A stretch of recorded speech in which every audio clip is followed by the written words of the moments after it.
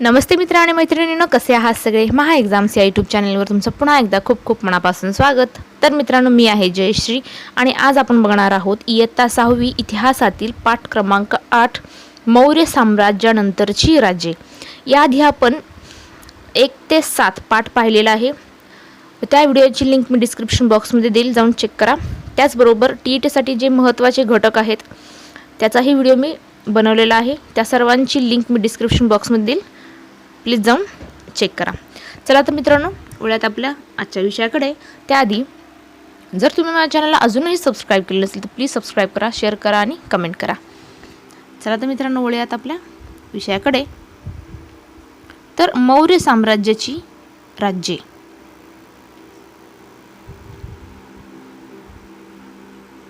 पहा, नकाशा दिलेला आहे. इसवी सन 4थ्या ते 6व्या शतकातील भारत. इथे गुप्तांचे साम्राज्य हे जे आहे हे गुप्तांचे साम्राज्य होते.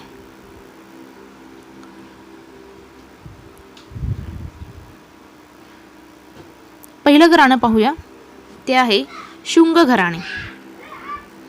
तर सम्राट अशोकानंतर मौर्य सत्तेचे सामर्थ्य कमी होत गेले. शेवटच्या मौर्य राजाचे नाव बृहद्रथ असे होते. पहा, मौर्य राजांचे शेवटच्या राजाचे नाव काय होते तर बृहद्रथ असे होते. मौर्यांचा सेनापती पुष्यमित्र शुंग याने बंड करून बृहद्रथ याची हत्या केली आणि तो स्वतः राजा बनला. बघा, मौर्यांचं जे साम्राज्य होतं त्या राज्याचा शेवटचा राजा कोणता होता तर बृहद्रथ होता. मौर्यांचा सेनापती कोण होता तर पुष्यमित्र शुंग हा होता. त्याने बृहद्रथ याची हत्या केली आणि तो स्वतः राजा बनला. पुढे पाहूया. त्यानंतर दुसरं घराणं आहे इंडो ग्रीक राजे. या काळात भारतीय उपखंडाच्या वायव्य प्रदेशामध्ये ग्रीक राज्याची छोटी छोटी राज्ये होती. त्या राज्यांना इंडो ग्रीक राज्य असे म्हटले जाते. पहा, या काळात भारतीय उपखंडाच्या वायव्य प्रदेशामध्ये ग्रीक राज्यांची छोटी छोटी राज्ये होती. त्या राज्यांना इंडो ग्रीक राज्य असे म्हटले जाते. प्राचीन भारतीय नाण्यांचा इतिहास या राज्यांची नावे आणि अत्यंत महत्त्वाची आहे. एका बाजूला जी नाणी होती त्या नाण्यांच्या एका बाजूला राजाचे चित्र आणि दुसऱ्या बाजूला देवतेचे चित्र अशा पद्धतीची ही नाणी बनवण्याची त्यांची परंपरा होती. ती पुढे भारतात रुजू झाली. त्यानंतर इंडो ग्रीक राजांमध्ये मिनॅंडर हा राजा प्रसिद्ध असून त्याने नागसेन या बौद्ध भिक्खू बरोबर बौद्ध तत्वज्ञानाची चर्चा केली. कोणीतर मिनॅंडर राजाने नागसेन या बौद्ध भिक्खू बरोबर बौद्ध तत्वज्ञानाची चर्चा केली. पुढे पाहूया. हे समोर जे दिसते ते मिनॅंडरचे चांदीचे नाणे. ही दोन्ही बाजू दिलेली. एका बाजूला राजाचे चित्र आणि दुसऱ्या बाजूला देवतेचे चित्र आहे. पुढे पाहूया. मिनॅंडर म्हणजे मिलिंद याने भिक्खू नागसेन यांना विचारलेल्या प्रश्नातून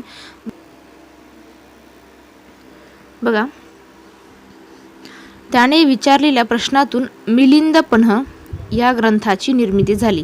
पन्ह म्हणजे पाली भाषेतील शब्दाचा अर्थ म्हणजे प्रश्न हा असा होतो. बघा, पन्ह म्हणजे पाली भाषेतून त्याचा अर्थ प्रश्न असा होतो.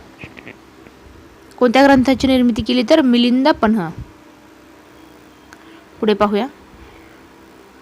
तिसरं घराणे आहे कुशाण घराणे. भारतामध्ये निरनिराळ्या लोकांच्या टोळ्या बाहेरूनच येत राहिल्या. त्यांमध्ये मध्य आशियातून आलेल्या कुशाण नावाने ओळखल्या जाणाऱ्या टोळ्या होत्या. इसवी सनाच्या पहिल्या शतकात वायव्येकडील प्रदेशात आणि काश्मीरमध्ये त्यांनी राज्य स्थापन केली.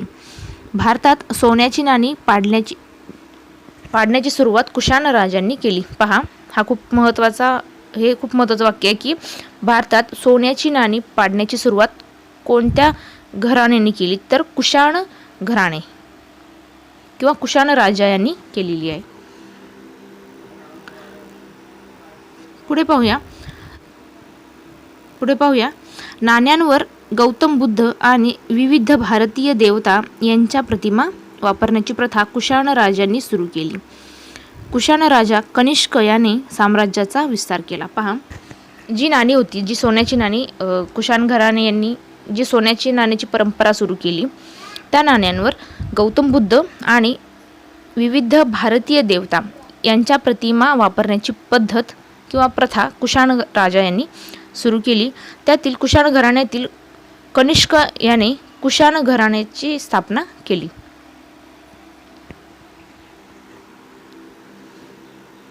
पुढे पाहूया सम्राट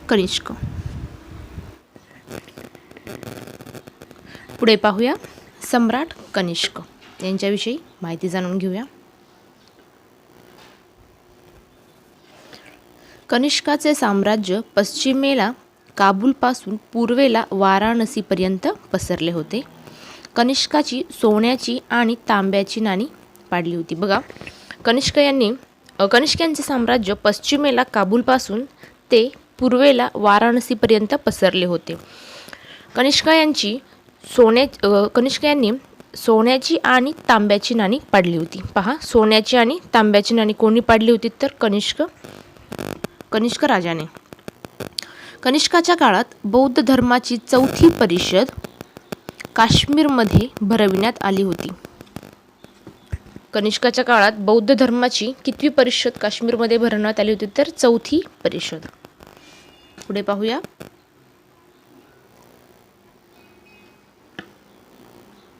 कनिष्काने काश्मीरमध्ये कनिष्कपूर हे शहर वसविले. सम्राट कनिष्क याने काश्मीरमध्ये कनिष्कपूर हे शहर वसवले. श्रीनगर जवळ असलेले कंपूर नावाचे गाव म्हणजेच कनिष्कपूर असावे. पुढे पाहूया. कनिष्काच्या काळात अश्वघोष हा कवी होऊन गेला. कनिष्काच्या काळात कोणता कवी होऊन गेला, तर अश्वघोष हा कवी होऊन गेला. त्याने बुद्धचरित आणि वज्रसूची हे ग्रंथ लिहिले. बघा, कनिष्काच्या काळात अश्वघोष हा कवी होऊन गेला. अश्वघोष याने बुद्धचरित आणि वज्रसूची हे ग्रंथ लिहिले आहे. पुढे पाहूया. कनिष्काच्या दरबारात चरक हा प्रसिद्ध वैद्य होता. कनिष्काच्या दरबारात चरक हा प्रसिद्ध वैद्य होता.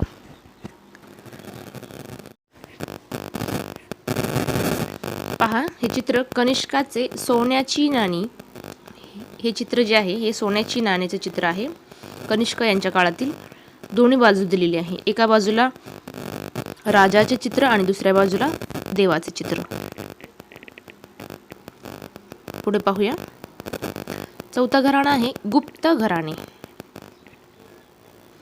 इसवी सनाच्या 3ऱ्या शतकाच्या शेवटी उत्तर भारतात गुप्त घराण्याचा उदय झाला. पहा, इसवी सनाच्या 3ऱ्या शतकाच्या शेवटी उत्तर भारतात गुप्त घराण्याचा सत्तेचा उदय झाला. साधारणपणे 3 शतके गुप्त घराणे सत्तेवर होते. गुप्त घराण्याच्या संस्थापकाचे नाव श्रीगुप्त असे होते. बघा, गुप्त घराणे जे आहे त्या घराण्याचा संस्थापक कोण आहे, तर श्रीगुप्त. पुढे पाहूया.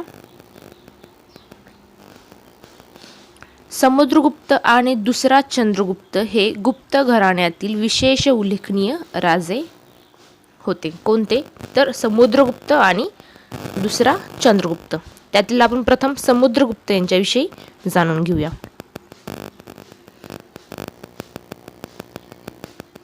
तर समुद्रगुप्त. पहिला चंद्रगुप्त हा गुप्त घराण्याच्या कारकिर्दीत गुप्तांच्या राज्य विस्ताराची सुरुवात केली. त्याचा मुलगा समुद्रगुप्त. बघा, पहिला चंद्रगुप्ताचा मुलगा समुद्रगुप्त हा आहे. याने आसपासच्या राजांचा पराभव करून हा विस्तार आणखी वाढवला. पहा, पहिला चंद्रगुप्त याने गुप्त घराण्याच्या कारकिर्दीत गुप्तांच्या राज्य विस्ताराची सुरुवात केली.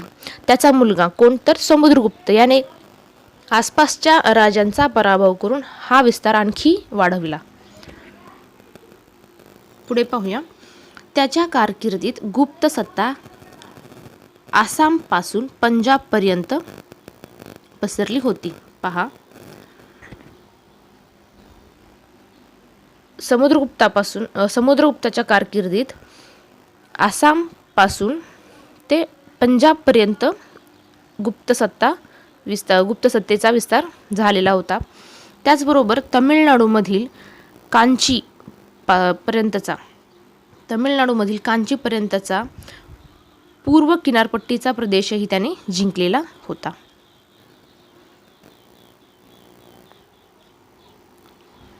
पुढे पाहूया.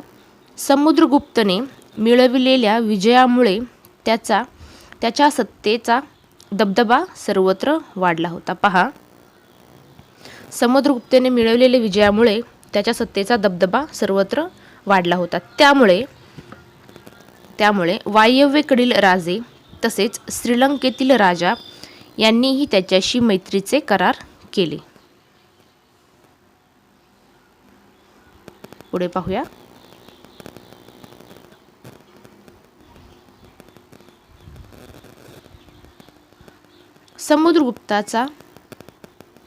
समुद्रगुप्ताचा पराक्रम आणि त्याने मिळविलेले विजय याचे वर्णन प्रयागच्या स्तंभलेखनात सविस्तर दिलेले आहे.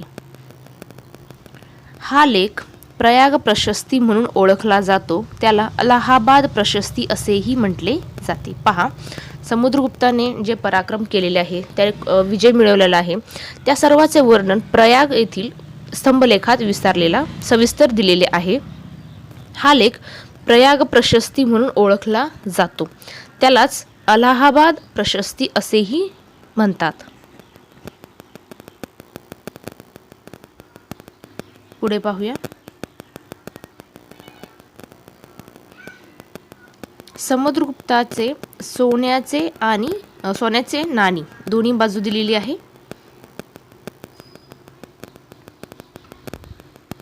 ही सोन्याची नाणी आहे समुद्रगुप्तांच्या काळातली. पुढे पाहूया. समुद्रगुप्त वीणा वादनात प्रवीण होता. पहा, समुद्रगुप्त हा वीणा वादनात प्रवीण होता.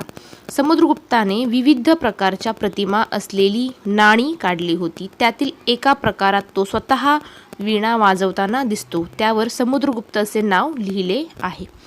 पहा, समुद्रगुप्त हा वीणा वादनात प्रवीण होता. त्याने विविध प्रकारच्या प्रतिमा असलेली नाणी काढली होती. त्यातील एका प्रकारात तो स्वतः वीणा वाजवत असताना दिसतो. त्यावर समुद्रगुप्त असे नाव लिहिलेले आहे.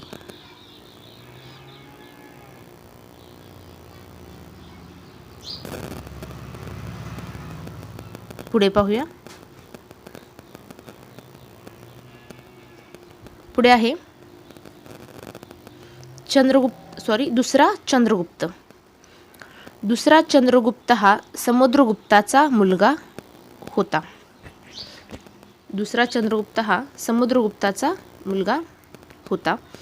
गुप्तांचे साम्राज्य त्याने वायव्येकडे वाढविले. त्याने माळवा, गुजरात आणि सौराष्ट्र जिंकून घेतले होते. दुसऱ्या चंद्रगुप्ताने त्याची मुलगी प्रभावती हिचा विवाह वाकाटक घराण्यातील दुसरा रुद्रसेन याच्याशी करून दिला होता. पहा, दुसरा चंद्रगुप्त हा समुद्रगुप्ताचा मुलगा होता. दुसरा चंद्रगुप्त याने वायव्येकडे त्याचे गुप्त साम्राज्य जे आहे ते वायव्येकडे वाढवले. त्याने माळवा, गुजरात आणि सौराष्ट्र जिंकून घेतले होते. दुसरा चंद्रगुप्त याची मुलगी प्रभावती हिचा विवाह वाकाटक घराण्यातील दुसरा रुद्रसेन याच्याशी करून दिला होता. अशा रीतीने दक्षिणेकडच्या बलशाली वाकाटक सत्तेशी त्याने संबंध जोडले. दिल्लीजवळील मेहरौली येथे एक लोहस्तंभ उभा आहे. तो सुमारे 1,500 वर्षाहून अधिक जुना आहे, तरी तो गंजलेला नाही. प्राचीन भारतीयांनी तंत्रज्ञानात केलेल्या प्रगतीचे ते एक प्रतीक आहे. या लोहस्तंभावरील लेखात चंद्र नावाच्या राजाचा उल्लेख आहे. त्या उल्लेखाच्या आधारे हा लोहस्तंभ दुसऱ्या चंद्रगुप्ताच्या काळातील आहे असे मानले जाते. पहा, दिल्लीजवळील जे मेहरौली येथे एक लोहस्तंभ उभा आहे, तो सुमारे 1,500 वर्षाहूनही अधिक जुना आहे आणि तो गंजलेला नाही. यामुळे या आधारे प्राचीन भारतीयांनी तंत्रज्ञानात केलेली प्रगतीचे एक ते प्रतीक आहे. या लोहस्तंभावरील लेखात चंद्र नावाच्या राजाचा उल्लेख आहे. त्या उल्लेखाच्या आधारे हा लोहस्तंभ दुसऱ्या चंद्रगुप्ताच्या काळातील आहे असे मानले जाते. पुढे पाहूया.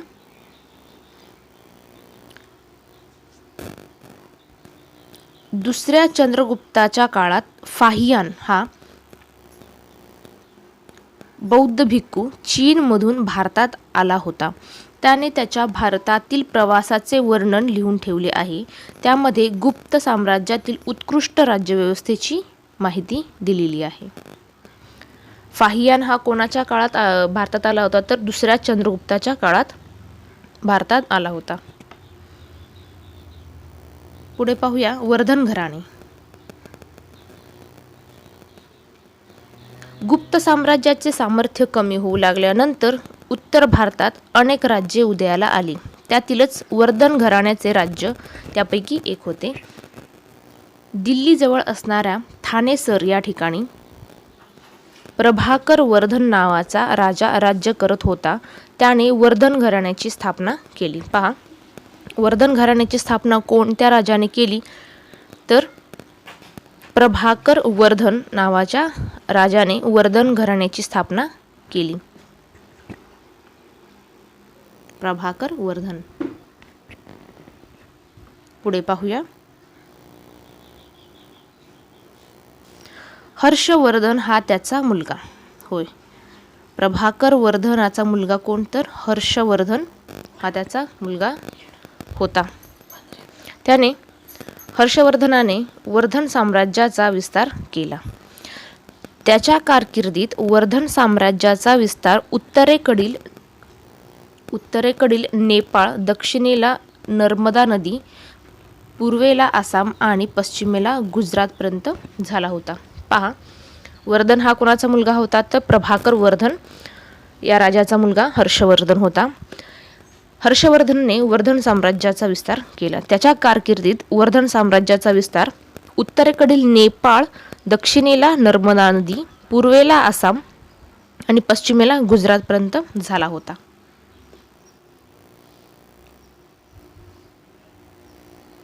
कामरूप म्हणजे प्राचीन आसाम येथील राजा भास्कर वर्मन याच्याशी त्याचे मैत्रीचे संबंध होते. हर्षवर्धनाने आपला राजदूत चीनी दरबारात पाठवला होता.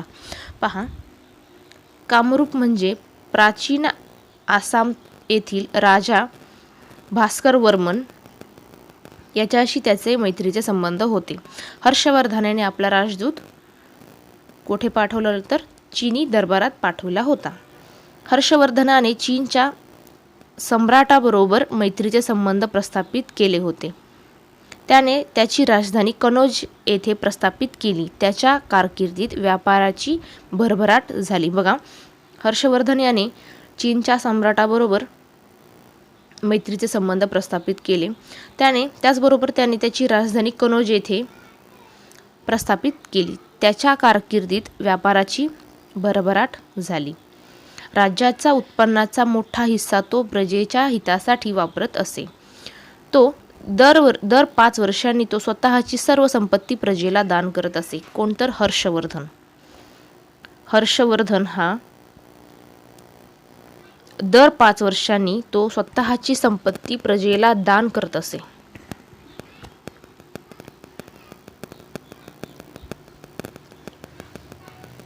हर्षवर्धनाच्या दरबारातील राजकवी बाणभट्ट याने हर्षचरित हा हर्षवर्धनाच्या जीवनावरील ग्रंथ लिहिला। पहा, हर्षवर्धनाच्या दरबारातील राजकवी कोण होता तर बाणभट्ट हा होता। बाणभट्ट याने हर्षचरित हा हर्षवर्धनाच्या जीवनावरील ग्रंथ लिहिला। त्याच्या आधारे हर्षवर्धनाच्या कारकिर्दीची माहिती मिळते। हर्षवर्धनाने बौद्ध धर्माचा स्वीकार केला होता। त्याने इतर धर्मांनाही उदार आश्रय दिला। हर्षवर्धनाने रत्नावली, नागानंद, प्रियदर्शिका अशी 3 संस्कृत नाटके लिहिली। पहा, हर्षवर्धनाने कोणती नाटके लिहिली, कोणती 3 नाटके लिहिली तर नागानंद, रत्नावली, प्रियदर्शिका ही अशी 3 संस्कृत नाटके लिहिली।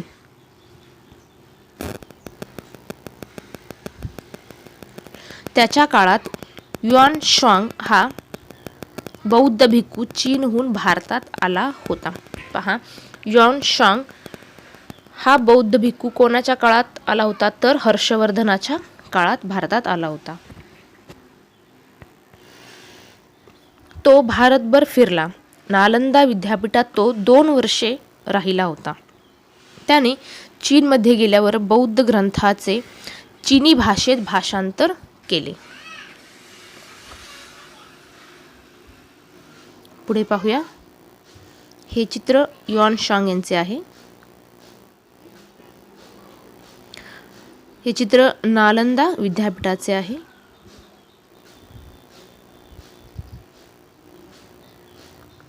पुढे पाहूया, ईशान्य भारतातील राजसत्ता। ईशान्य भारतातील मणिपूर प्रदेशातले उलुपी या राजकन्येचा अर्जुनाबरोबर विवाह झाल्याची कथा महाभारतात आली आहे। पहा, ईशान्य भारतातील मणिपूर प्रदेशातले उलुपी या राजकन्येचा अर्जुनाबरोबर विवाह झाल्याची महाभारतात कथा आहे। कामरूप हे राज्य इसवी सनाच्या 4थ्या शतकात उदयाला आले। पुष्पवर्मन हा कामरूप राज्याचा संस्थापक होता। पहा, कामरूप राज्याचा संस्थापक कोण होता तर पुष्पवर्मन हा होता। समुद्रगुप्ताच्या अलाहाबाद येथील स्तंभलेखात त्याचा उल्लेख केलेला आहे।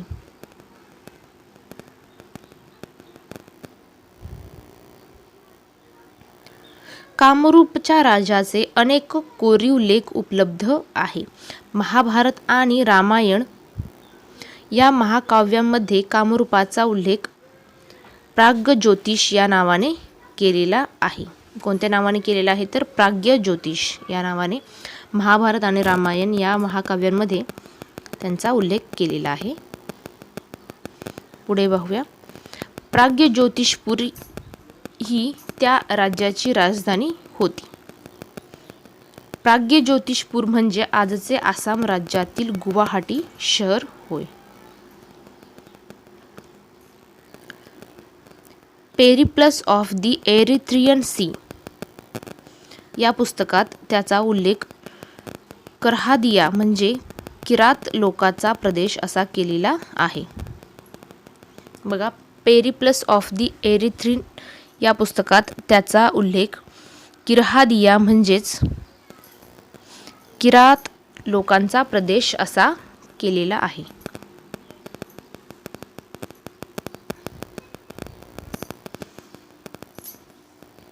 कामरूप राज्याचा विस्तार ब्रह्मपुत्रा नदीचे खोरे, भूतान, बंगालचा काही भाग आणि बिहारचा काही भाग या प्रदेशामध्ये झालेला आहे। ईशान्य भारतातील कामरूप राज्यात युआन शांग येऊन गेला होता। त्यावेळी भास्कर वर्मन हा तेथील राजा होता। कोणतर भास्कर वर्मन हा तेथील राजा होता।